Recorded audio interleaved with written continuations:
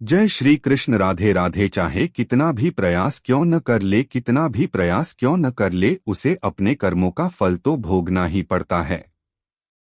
चाहे मनुष्य कितना ही प्रयत्न कर ले, लेकिन वह कभी अपने कर्मों से बच नहीं सकता। जैसी करनी वैसी भरनी, यह वाक्य तो आपने सुना ही होगा। अर्थात जैसे आप कर्म करोगे वैसा ही आपको फल भी प्राप्त होगा। लेकिन मेरा एक प्रश्न है, क्या आप इस बात पर यकीन करते हैं कि जैसा आप कम करेंगे वैसा ही आपको फल भी मिलेगा? अब आप में से अधिकतर लोगों के मन में यह प्रश्न जरूर उठ रहा होगा, क्योंकि इसमें पूछने वाली बात क्या है? यह तो सत्य ही है कि जैसे हम कर्म करेंगे वैसा ही हमें फल भी मिलेगा। लेकिन एक बार के लिए आंखें बंद करके अपने आप से यह प्रश्न कीजिए, देखिएगा कि आपको इस प्रश्न का उत्तर स्पष्ट से नहीं मिल पाएगा। कहीं ना कहीं आपके मन में एक संशय जरूर होगा कि क्या यह बात सच है या झूठ। दोस्तों, आज इस कहानी से हम समझेंगे कर्मों का खेल। आखिर अच्छे कर्मों का फल अच्छा और बुरे कर्मों का फल बुरा कैसे होता है। बहुत समय पहले की बात है। किसी गांव में एक बहुत ही ज्ञानी पंडित रहता था। एक दिन वह अपने बचपन के दोस्त से मिलने के लिए दूसरे गांव में जा रहा था। उसका वह दोस्त बचपन से ही गूंगा और एक पैर से अपाहिज था। उसे पंडित के गांव से उसके दोस्त का घर काफी दूर था। वहां जाने के लिए बीच बीच में कई सारे छोटे छोटे गांव पड़ते थे। पंडित रास्ते में अपनी धुन में चला जा रहा था। चलते चलते उसकी मुलाकात एक व्यक्ति से होती है। रास्ते में उसे एक आदमी मिलता है जो ऐसा लगता था कि वह किसी का इंतजार कर रहा था और वह भी पंडित के साथ चलने लगता है। उसे आदमी को देखकर पंडित बहुत खुश हो जाता है। उसने सोचा, चलो अच्छा हुआ, साथ साथ चलने से उसका सफर आसानी से कट जाएगा। बात की शुरुआत करने के लिए उसे पंडित ने उसे व्यक्ति से उसका नाम पूछा तो उसने अपना नाम धर्मराज बताया।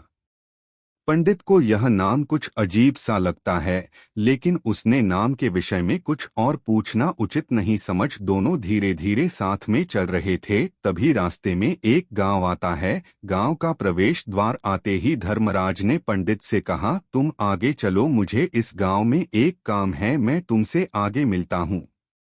पंडित ने कहा, ठीक है। वह आगे रास्ते में चल देता है। कुछ देर बाद उसे गांव में खबर फैली कि एक व्यक्ति को सांड ने अपने सिंह में फंसाकर मार दिया है।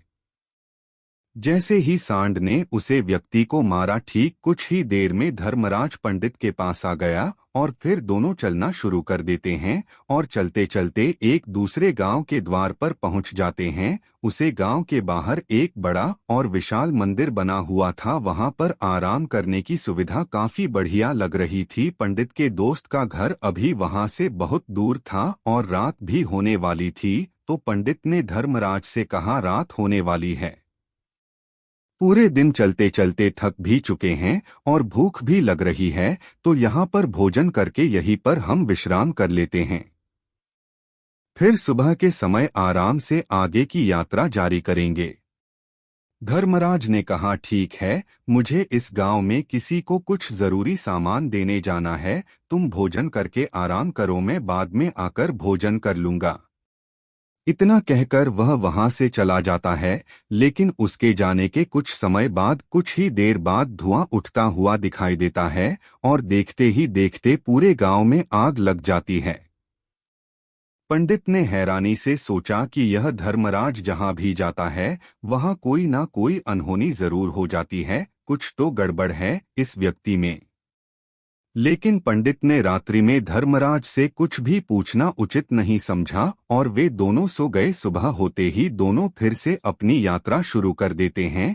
कुछ देर चलने के बाद रास्ते में फिर से एक गांव आता है। धर्मराज ने फिर पंडित से कहा, आप आगे चलिए, मुझे इस गांव में अपने मित्र से मिलने जाना है। मैं अपने दोस्त से मिलने के बाद आगे रास्ते में मिलेगा। यह कहकर धर्मराज वहां से चला गया। लेकिन पंडित इस बार आगे नहीं गया, वहीं खड़ा होकर धर्मराज को देखता रहा कि वह कहाँ जा रहा है और क्या करता है। तभी थोड़ी देर बाद लोगों की आवाज सुनाई देने लगी कि एक व्यक्ति को सांप ने काट लिया है और उसकी मृत्यु हो गई है।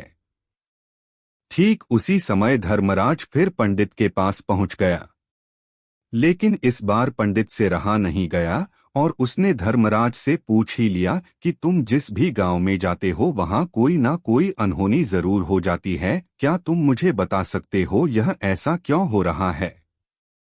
धर्मराज ने कहा, पंडित जी आप तो मुझे बहुत ज्ञानी मालूम पड़े थे, इसीलिए मैं आपके साथ चलने लगा था क्योंकि ज्ञानियों का साथ बहुत अच्छा होता है, परंतु आप अभी तक समझ नहीं पाए कि मैं कौन हूँ। पंडित ने कहा, मैं समझ गया हूँ लेकिन मुझे कुछ शंका है, अगर आप ही अपना उपयुक्त परिचय दे दें तो मेरे लिए आसानी होगी। तब धर्मराज ने जवाब दिया कि मैं यमदूत हूँ और यमराज की आज्ञा से उन लोगों के प्राण हरण करता हूँ जिनकी उम्र पूरी हो चुकी है।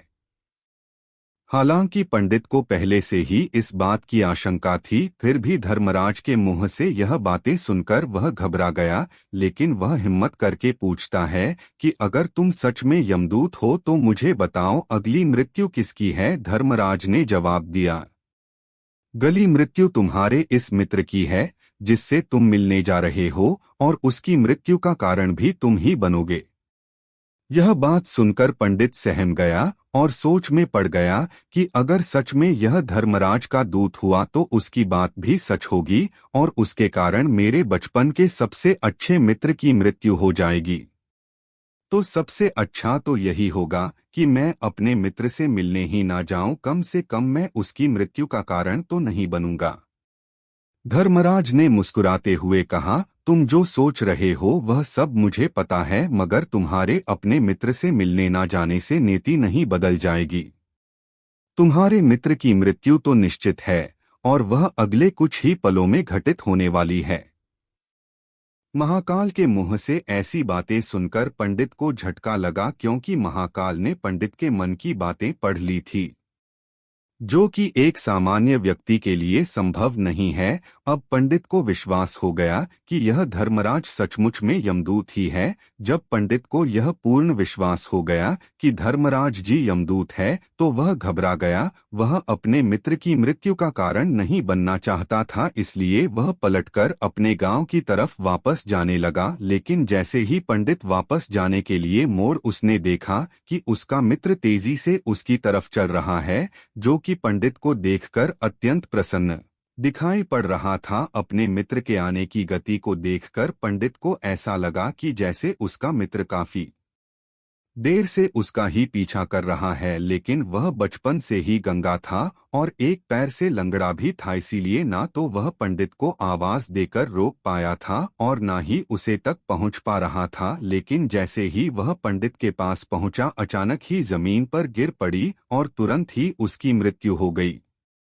पंडित हक्का बक्का होकर धर्मराज की ओर देखने लगा, जैसे कि वह पूछना चाह रहा हो कि आखिर क्या हुआ। धर्मराज पंडित के मन में उठ रहे प्रश्नों को समझ गया और बोला, तुम्हारे मित्र ने पिछले गांव में ही तुम्हें देख लिया था और वह वहीं से ही तुम्हारा पीछा कर रहा था, लेकिन गंगा और लंगड़ा होने की वजह से वह तुम तक नहीं पहुंच पाया। उसने अपनी पूरी ताकत लगाकर तुम तक पहुंचाने का प्रयास किया, लेकिन बुढ़ापे में बचपन जैसी ताकत नहीं होती, इसलिए दिल का दौरा होने के कारण उसकी मृत्यु हो गई, क्योंकि वह तुमसे मिलने के लिए अपनी सीमाओं को तोड़कर तुम्हारे पीछे भाग रहा था, इसलिए अपने मित्र की मृत्यु का कारण भी तुम ही कहलाओगे। अब पंडित को पूर्णता है या विश्वास हो गया था कि धर्मराज एक यमदूत है और उसका कार्य जीवन के प्राण करना है।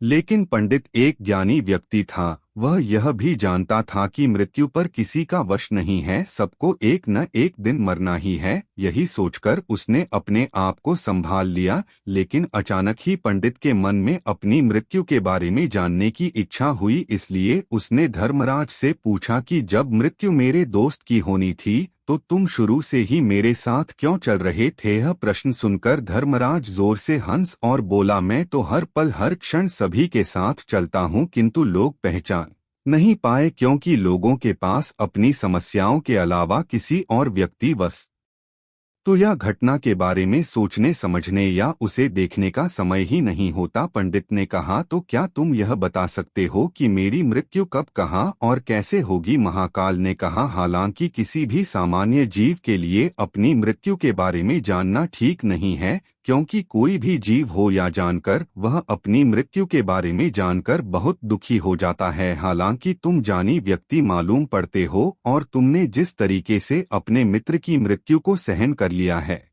उसे देखकर लगता है कि तुम अपनी मृत्यु के बारे में जानकर भी दुखी नहीं होंगे। महाकाल ने कहा, तो सुनो, तुम्हारी मृत्यु आज से ठीक 6 महीने बाद आज ही के दिन किसी दूसरे राज्य में फांसी लगने से होगी, और सबसे हैरानी की बात तो यह होगी कि तुम स्वयं ही खुशी से उसे फांसी को स्वीकार कर लोगे। इतना कहकर धर्मराज वहां से चला गया, क्योंकि अब धर्मराज के पास पंडित के साथ चलते रहने का कोई कारण न था। इसके बाद पंडित ने अपने मित्र के शरीर का अंतिम संस्कार किया और यथाशक्ति उसके क्रियाकर्म करके अपने गांव वापस आ गया। लेकिन कोई व्यक्ति कितना भी ज्ञानी क्यों ना हो, अपनी मृत्यु के बारे में जानकर दुखी तो होता ही है, और मृत्यु से बचने का कोई ना कोई उपाय भी खोजना है। तो पंडित ने भी वही किया, क्योंकि पंडित विद्वान था, इसलिए उसकी पहचान उसे राज्य के राजा तक थी। पंडित ने सोचा कि राजा के पास तो कई सारे ज्ञानी मंत्री हैं,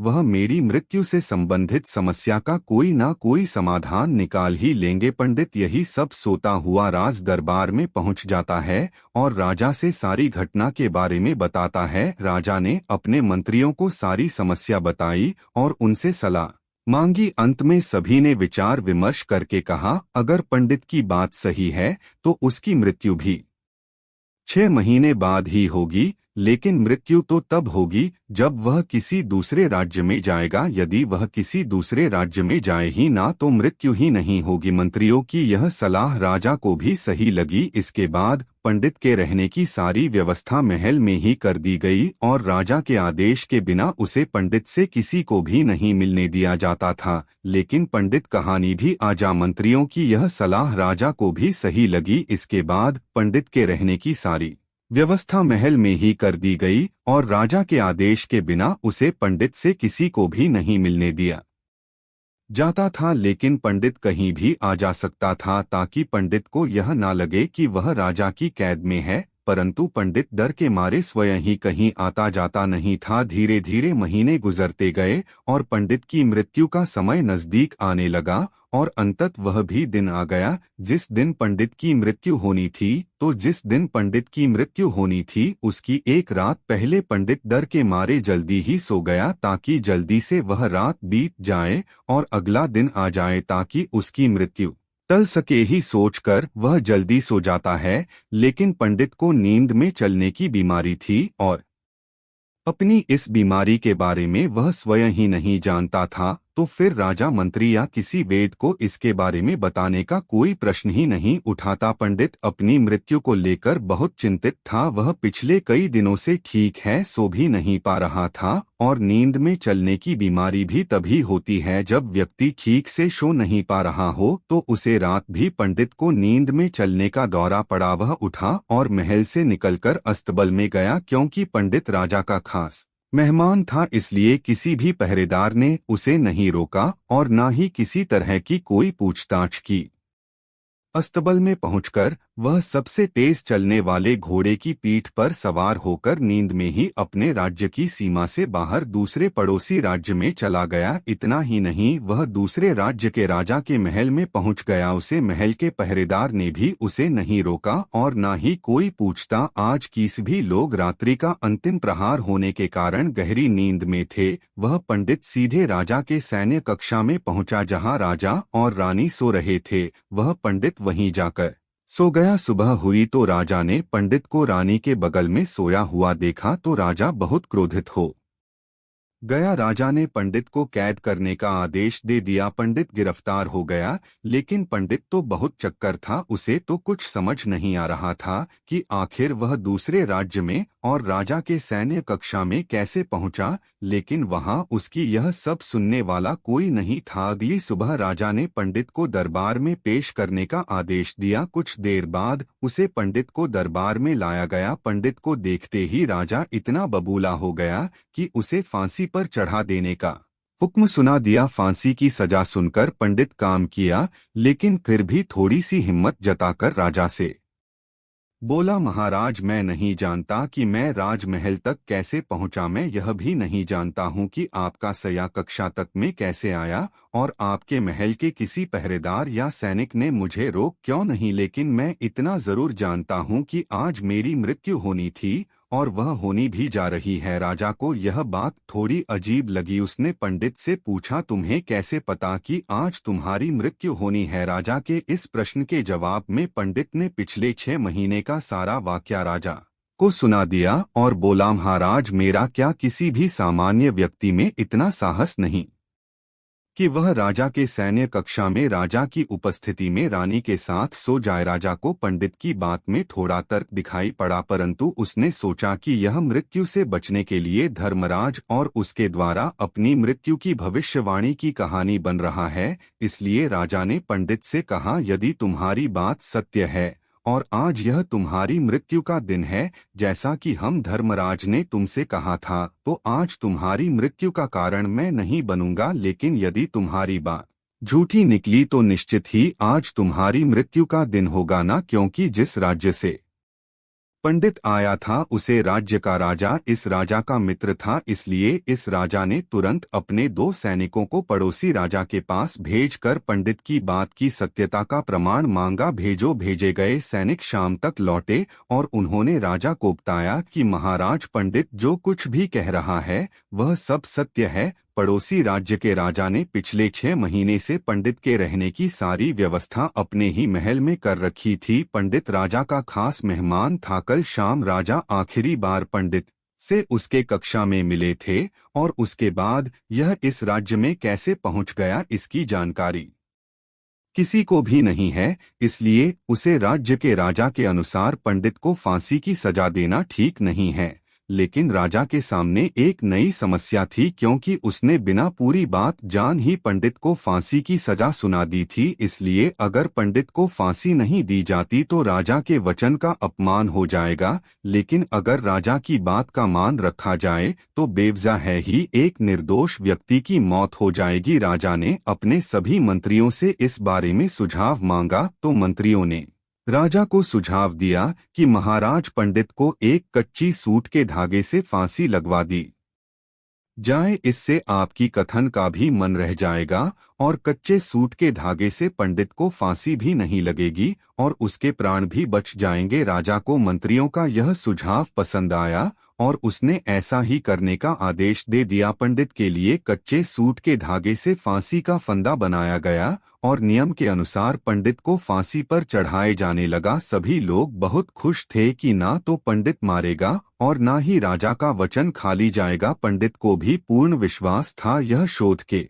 धागे से तो उसकी मृत्यु हो ही नहीं सकती। पंडित उसे पर चढ़ने के लिए तैयार हो गया, जैसा कि धर्मराज ने भविष्यवाणी की थी कि तुम खुद ही अपनी फांसी को स्वीकार करोगे। लेकिन जैसे ही पंडित को फांसी दी गई, सूत का धागा तो टूट गया, लेकिन टूटने से पहले उसने अपना काम कर दिया था। पंडित के गले की एक नस सूत के धागे के झटके से कट चुकी थी और पंडित जमीन पर पड़ा तड़प रहा था। उसे पाल उसके गले से खून की फुहार निकल रही थी।